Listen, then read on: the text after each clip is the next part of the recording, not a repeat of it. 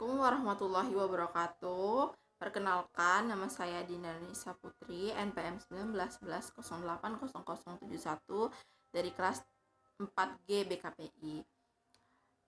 Dengan mata kuliah karakteristik dan kompetensi anak dan remaja yang diampu oleh Bapak Nedi Kurnaidi.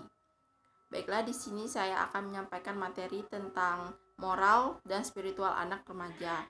Dikarenakan saya berabsen genap, jadi saya mendapatkan materi tentang spiritual. Baiklah, spiritual adalah di mana orang mencari makna hidup dengan tujuan hidup dan pencerahan diri. Jadi pengertian spiritual ini ngerangkum semua sisi-sisi kerohanian dalam dimensi yang cukup luas gitu.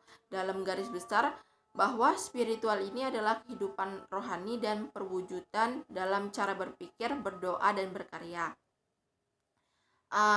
Dalam pandangan yang luas, bahwa spiritual ini adalah kebermaknaan yang tinggi di mana berhubungan dengan spirit dan kebenaran yang abadi, yang berhubungan dengan tujuan hidup manusia atau kehidupan seseorang gitu. Jadi karena kalau sifatnya di dunia atau materi, kita akan sampai kepada spiritnya gitu.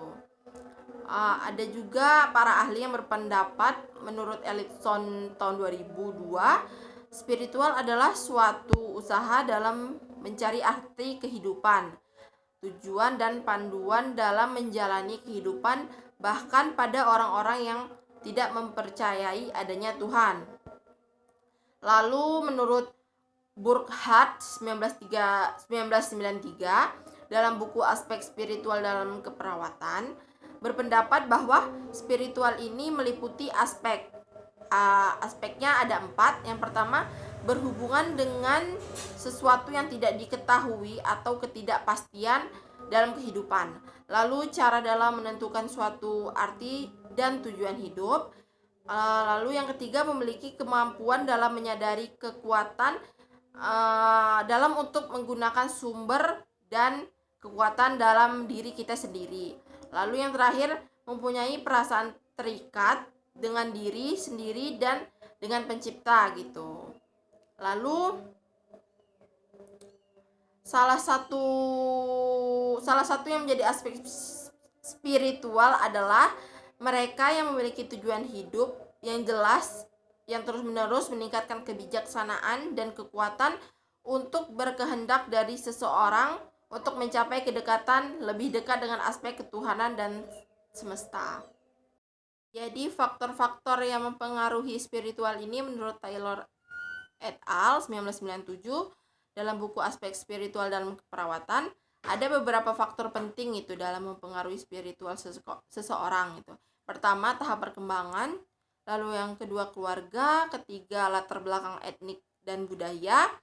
Lalu yang keempat, pengalaman hidup sebelumnya. Dan yang kelima, krisis dan perubahan.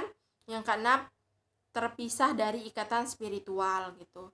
Ya, lalu selanjutnya, tahap perkembangan spiritual itu ada 2 gitu ya.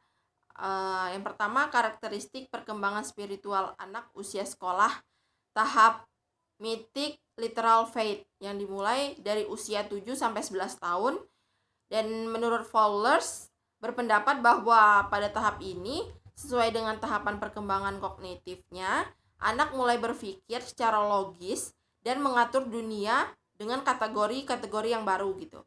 Pada tahap ini juga anak itu secara sistematis itu mulai mengambil makna dari tradisi di masyarakatnya, lalu cara khusus menemukan koherensi terhadap makna dan bentuk-bentuk naratif gitu.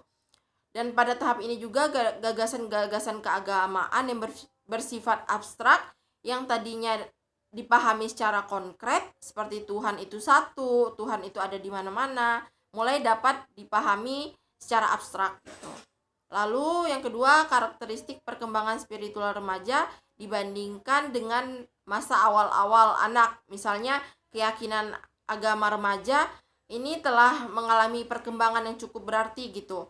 Kalau pada awal masa anak-anak ketika mereka baru memiliki kemampuan berpikir simbolik gitu, Tuhan bisa dibayangkan sebagai person yang ada di atas awan gitu, Jadi maka pada masa-masa remaja ini mereka mungkin berusaha mencari sebuah konsep yang mendalam tentang Tuhan dan eksistensinya Tuhan itu seperti apa. Dan perkembangan pemahaman terhadap keyakinan agama sangat dipengaruhi oleh perkembangan kognitifnya. Baiklah, itu saja yang bisa saya jelaskan tentang spiritual. Lebih kurangnya saya minta maaf. Saya akhiri. Wassalamualaikum warahmatullahi wabarakatuh.